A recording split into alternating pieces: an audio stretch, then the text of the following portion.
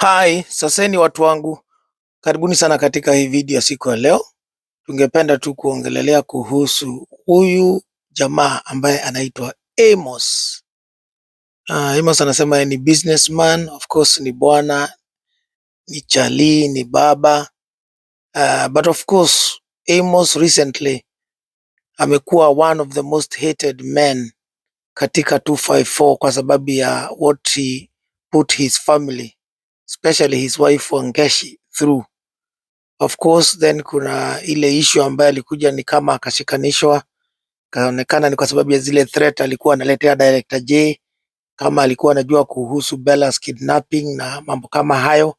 So honestly, yeah, he is ama alikuwa one of the most hated guys. Lakini Amos ni nani? Of course story ya Amos ililetwa na vile of course alikuwa na humiliate family yake na kupiga bibi yake, na to a point that ikasemekana ameng'oa bibi yake meno. Of course kung'oa bibi yake meno lazima iwe ilikuwa ni ngumi ama kick ama teke. So but beside that alikuwa ameweka nyumba CCTV, anamchunga kama kondoo ama mbuzi zake, ama hataki bibi yake atoke nje. Inasemekana ako na watoto wawili. The guy does not give the wife money. Bibi yake wakati alikuja kwa 2KTV alisema hata pesa za nywele lazima aende mwenyewe alipe. So there's quite a lot that was spoken of this guy Amos, who is a business individual. Anaongea kuhusu akona pesa mingi. Of course anaongea kuhusu yeye pesa sio shida kwake, but of course wanawake is not an issue. So of course his marriage ilikuwa imetembea na ikaanguka chini, but hakuweza kusema exactly ni kwa nini hizi issue zote zilitokea. I think issue ilikataa kuwa ama kuangaziwa vizuri kwa sababu ya then what happened after the Bella's kidnapping, things turned around.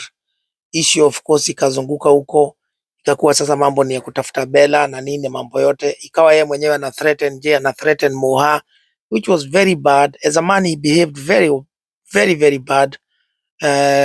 As a father of course alikuwa hatake responsibility ya watoto wake. As a husband tulikuwa tunaambiwa mpaka hakuwa analala na bibi yake, alikuwa anamnyima conjugal rights, but he had other women out there. But of course alikuwa anadai yako na pesa, therefore his money talks for him. He's got lawyers all over the place, he's got people working for him, he's got people that he knows wanaweza kufanya anything, mpaka watu eti wanaweza kutafutia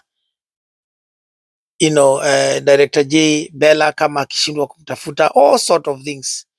But leo tungependa tu kuangalia what is actually happening, because I think you guys kama mmeweza kuona our thumbnail, tumeweza kuweka reasons why Amos behaved vibaya sana. Of course hapa tunataka kuangazia ndoa yake, what happened. And I think probably, I'm not right, but I think although men will always be men, na nikisema men hapa sio all men, hapa nasema kuhusu Amos the man, hii ndio probably ilisababisha aende na akuwe na anti Sultana ambaye tunajua of course ni anti yake Sheril. And then eventually wakati waliachana akaanza kusema anataka kuoa Sheril, anataka mbadilishie maisha, na of course tunaona huyu hapo katikati na jacket ya sports ni bibi yake Wangeci ambaye ni sister yake Ken, jamaa ambaye pia amekuja, wakaanza kuleta mzozo na bwana Amos. And what is happened, wakati mambo ikaenda sana ya huyu Wangeci, after vitu kuair kwa 2KTV, Ken alikuja kutoka business zake na akakuja na akaweza kuchukua Wangeci na watoto wake na akawaficha mafichoni kwake. And since then Amos has not had a wife now for I think a few months. So amekuwa akipambana sana akisema anataka bibi yake na watoto wake. So wacheni tu tuangalie who is this Amos na ni kwa nini mambo yake yalienda vile alienda. Kwa nini ndoa yake ilifika pahali ilifika? Ni kwa nini alianza kuabuse bibi yake na mambo hayo yote? What is it that we don't know? Because sometimes it's critical you get to understand what you are not being told. Katika psychology ama katika counseling tunafundishagwa sana, ukisikiliza couple understand what they are not telling you more than what they are actually telling you. So hiyo ni one of the classes ama sessions watu wanafundishwa. So but anyway, so this guy of course yeye mwenyewe definitely we knew there is a side of a story that hakuwa anapatiana, because mtu tu hawezi kuturn to violent, especially vile mwanaume ameumbwa. It is very unlikely, very rare that unaweza tu all of a sudden to refuse to give your wife her conjugal rights. Most men ambaye wanapenda kucheat huko nje, they would still sleep with their wife, even not as often as it should be, but watalala na bibi yao, but watafanya hiyo uchafu ingine wote huko nje. So but here we understand Amos for a very long time was not giving his wife Wangeci conjugal right. Hakuwa analala na yeye, so Wangeci tu alikuwa amebaki hivyo. So what are the reasons behind this? Ni kwa nini Amos aliturn violent? Because I believe at one point there walikuwa wako in love. So of course ni lazima kuna reasons behind this, but Amos hakuwa amepata time ya kuweza kushare, and definitely kila mtu amekuanga ameumbwa tofauti, but what Wangeci did, Wangeci aliona yeye amewezi vumilia anymore, amechoka na abuse ile ambayo alikuwa anapata kwa bwana yake, suffering, and therefore she had to come aweze kuongea, otherwise she was going to burst. So lately Amos of course yeye mwenyewe ameanzia his own TV channel, he's there, and Wangeci bado ako mafichoni from according to her brother Ken Kayange, who believe I think is a step brother, bado ako kwake, and therefore she's not been seen on TV tangia afanya interview I think kule kwa director J, because I think after that, shortly after that, that is when her brother Ken Kayange alikuja, and he managed kuwachukua from Amos's house, yeye pamoja na watoto wake, na akawapeleka mafichoni to a place now where we know that of course aliwapeleka kwake, wanaishi na yeye from what he said. So Wangeci, ni nini ilifanya bwana wako turn violent ama vitu kama hizi? So Wangeci of course have not spoken, wala hajafanya ini interview na mtu yoyote, but we understand of course now Amos has been talking yeye mwenyewe kwa TV yake, but also lately tumeweza kuona amekuwa akiongea katika Marian TV, who apparently connected Amos to therapists ama watu ambao wanafanya counseling, na lakini wachungaji wanaitwa the Leaders. They themselves have got their own YouTube channel, they are doing okay. So but what revelation ile ambaye sasa imetokea about what Amos has said is also shocking. Now there is no truth that is known about what Amos has said, but hakuna reason ile ambaye inaweza fanya tukatae kuamini ya kwamba he's telling the truth. And also hii mambo inasemekana ambaye ule mtu ameongea kuhusu hizi vitu ni the Aluda yeye mwenyewe ambaye ni counselor wa Amos. So definitely there is truth. Also Ken brother yake of course Wangeci bibi ya Amos ako hapo. So I do not believe that this could be lies. So I think Amos is telling the truth. But for the first time Amos anasema according to his story, and I think these stories you can see them on kuna hiyo I think TV ya Amos, kuna I think part 1, part 2 and part 3. Some of them I think are in Marian, and so unaweza kuona hizi story huko ukitaka. But anyway, what Amos is saying, they had a beautiful marriage to begin with. They were very happy kama familia, yeye na bibi yake Wangeci. But of course yeye ni mwanabiashara, so he had to do business of course outside home. I don't know kama ni outside Kenya, but he stayed for some time without coming nyumbani. Hii story again imeletwa na Aludas, ndio amesema hapo. So apparently when Amos returned back home from safari ya biashara, akakuja of course akakuta Wangeci ako pregnant. And according to the story that Wangeci got pregnant, but the pregnancy was not ya Amos. So Wangeci apparently was cheating, uh, and therefore that is how she got pregnant.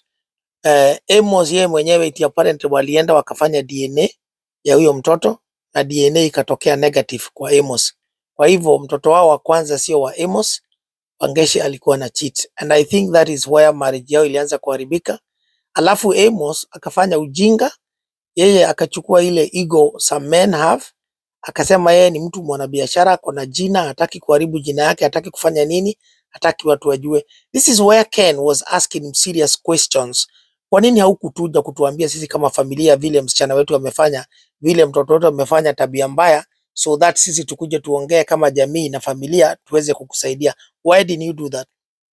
Amos alisema mambo ya marriage ni tofauti na ni difficult na ni different. So ni lazima kwanza you fight within your own house, uangalie uone kama unaweza kusuluhisha, na apparently yeye na Wangeci walisikizana na wakasameheana na yeye mwenyewe akakubali ni sawa, basi Wangeci amecheat but they can move on with this, bila kuongea mambo huko nje na bila kutaint his name and business and all that. That was a wrong move from sisi kama safeguarding watoto family, because mambo kama hiyo huwezi kuifikiria. You have to deal with such issues.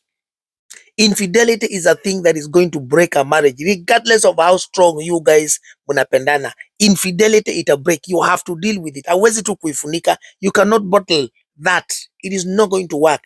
So kama kuna mtu wako katika relationship na kuna kitu kama hiyo na unafikiria sasa tumeongea na wewe na bwanako, it has to be dealt with, and the two of you is very difficult, because hapa kunaongea kuhusu one half of you that has broken vows and promises. So it is not possible for you ule ambaye umevunjiwa trust, wewe uweze kumsamehe huyu mtu mwingine ambaye amekuvunjia trust. It's not possible. You need a third party to be in there ili aweze kuangalia from every angle, na kama ni mtumishi wa Mungu na counselors waweze kudeal na hiyo issue, so that you go through counseling, therapy, all those things. It is not easy. So anyway, wali decide hivyo na waka move on, and then apparently yeye mwenyewe akaanzia kuendelea na biashara zake. Apparently for the second time akakuja akakuta Wangeci anafanya tabia mbaya na mfanyakazi. So this issue was not spoken exactly, mfanyakazi walikuwa wapi na wapi, but of course sisi we are grown up, we don't need to be told really the blueprint of vile walikuwa anafanya na mfanyakazi. So again from there I think that is when the marriage went very wrong, and I think hapo ndipo Amos alianzia, from what I think he's saying, tabia mbaya zilianzia hapo, and I think that is now where maybe alianza kukataa kulala na Wangeci. And that is why Wangeci was complaining of dry spell for almost over a year, akasema amenyimwa conjugal right. So this is where I think the whole thing started. So Amos yeye mwenyewe unfortunately hakudeal na hizo issues, and that is why his brother in love Bwana Ken alikuwa anamwambia wewe ulifanya makosa because ungekuja utuambie. I'm not here to condone what my sister did but haukudeal na hizo issues. Wewe ulibottle ukafunika hii mambo yote, and then eventually ikalipuka. So I think wakati huyu jamaa anang'oa Wangeci meno na all these things na anamnyima conjugal right, there is a repercussion. It is hii issue ambayo amekuwa hajadeal naye yeye pamoja na bibi yake. Apparently alisema sasa ile reason ilifanya aweke CCTV ni kwa sababu ya vile of course Wangeci alikutwa akifanya na mfanyakazi. Understand? Akasema sasa the only way to keep my wife safe, kwa sababu tumesema tutaendelea tu na hii marriage, is mimi niweke CCTV so that nikuwe ninamuona. So you see pale mbeleni watu hawaku understand bwana Amos aliweka CCTV, but this is apparently the reason. Again, if you ask me, this is the wrong reasons for putting CCTV in the house, because hauwezi kuchunga bibi yako, because what about akitoka kwa perimeter ya hiyo CCTV aende na huko nyuma ya gate? How is your CCTV going to catch up? You cannot watch over your wife or your husband from cheating.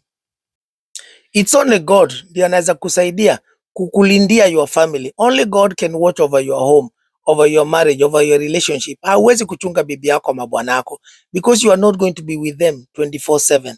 So that's why tunaambiaga watu say your vows to God, not to your husband or to your wife, hata wakati wa ndoa. kwa sababu God can see everything. God is everywhere, but your husband or your wife would not be there. So huyu Amos tabia hizi amekuwa nazo za kufanya all that thing ambayo imemcost a lot of things is as a result of not dealing with issues ndani ya marriage crisis.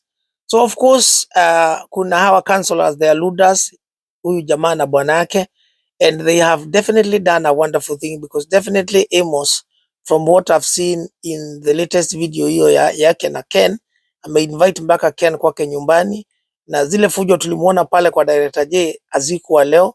So that these people that are doing counseling, their leaders are doing a fantastic work with bwana Amos. So watu wangu, mnaona how cheating can cause problems. Sasa ukiangalia kama ni Wangeci, Wangeci alipigwa na huyu Amos mpaka kang'olewa meno. Now there is no one second or one moment that I can justify, because hata kama Wangeci alicheat na akazaa na mtu huku nje na alikutwa akifanya ujinga ama upuzi ama kulala na mfanyakazi, there is no one second that can justify Amos putting his hands on her, beating her, abusing her, kufanya tabia kama hizo zote. That does not justify, because kupiga mtu ama kuabuse mtu does not solve anything. I would rather you tell her to pack her bags, arudi kwao. You know, muitie wazee wa kanisa, whatever, wa mama, but you cannot put your hands on a woman. It's not acceptable. So Amos, for whatsoever reason, your actions were not right. They were bad. You also took very bad, egotistic decisions that unyamaza na mambo peke yako, and that's how you ended up with this woman Auntie Sultana. Ukaanza kufanya kazi naye, akakuwa sijui secretary wako, next time ukampatia nyumba, ukampatia sijui haria, ukaanza kulala naye, apparently mpaka sasa yeye akaanza kudai yako na mtoto na yeye. So I think all these years that your issue and your marriage was going through crisis, you consoled yourself with this woman, probably among many. But of course, because wewe haujawahi solve ile issue zako za nyumbani kwako, this relationship with Auntie Sultana ama Auntie Asheri, Cheryl, was never gonna work, because hii ilikuwa out of something we call rebound. Ndani ya counseling, wakati tunafanya family counseling ama wakati tuna deal na family crisis, there's thing inaitwa rebound.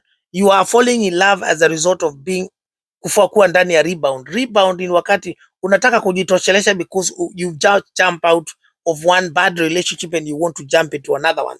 This is probably what you did, and you wanted to console yourself with this lady. Of course, huko unalala na bibi yako, so you are sexually probably satisfying yourself from here, and that's why you weren't giving your wife her conjugal rights.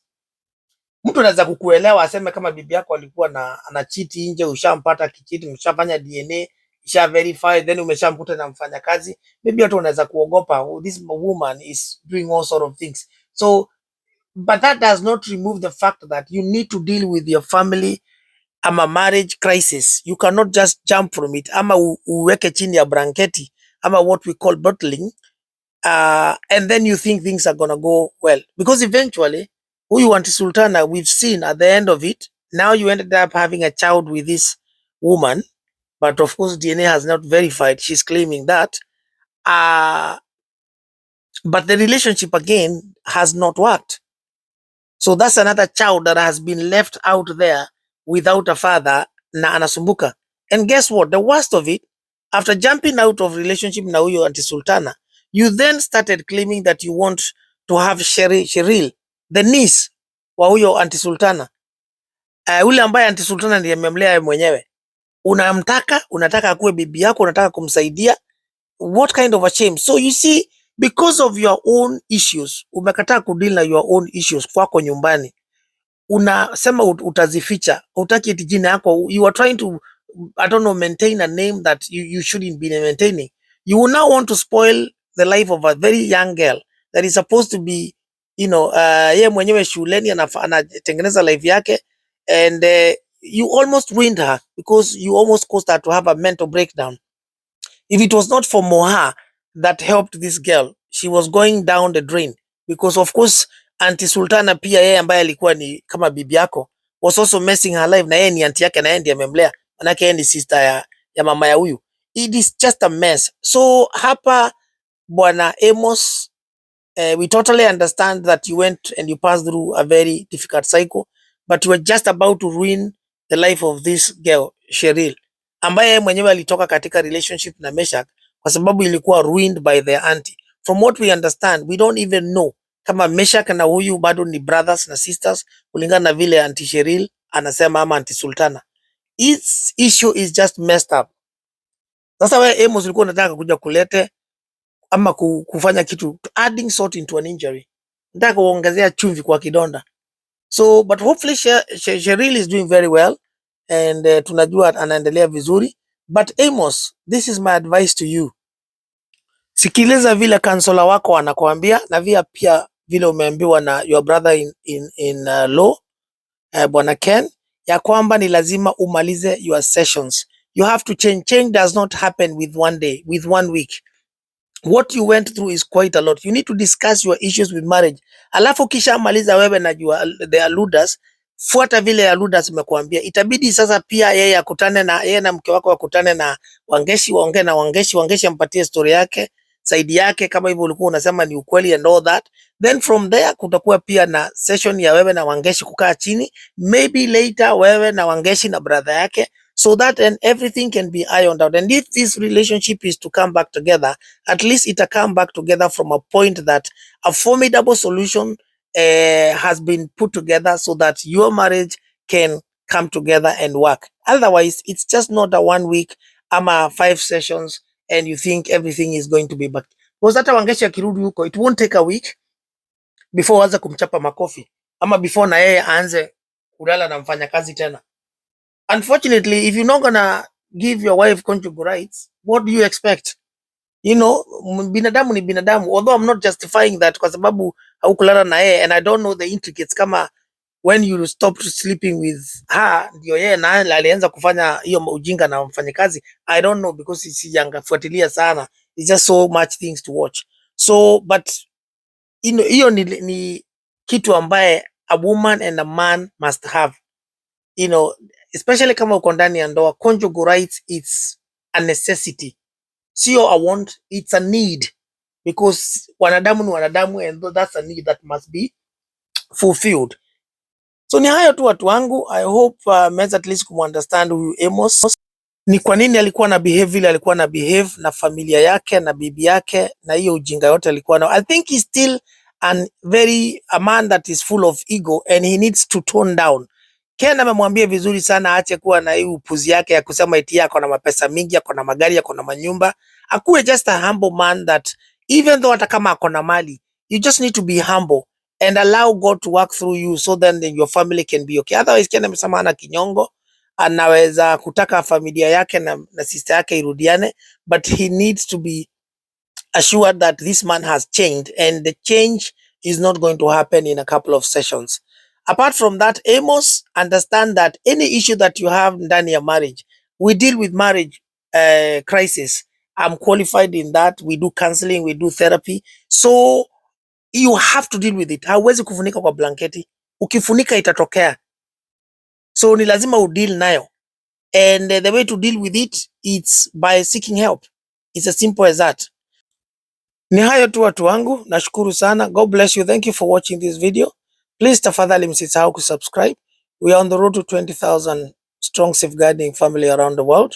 Tusaidie familia, tulinde, tutunze ndoa, tuangalie watoto. Please still comment. Say what you think about Ken. That is why this guy was so much angry and anger na alikuwa anafanya hizi tabia mbaya.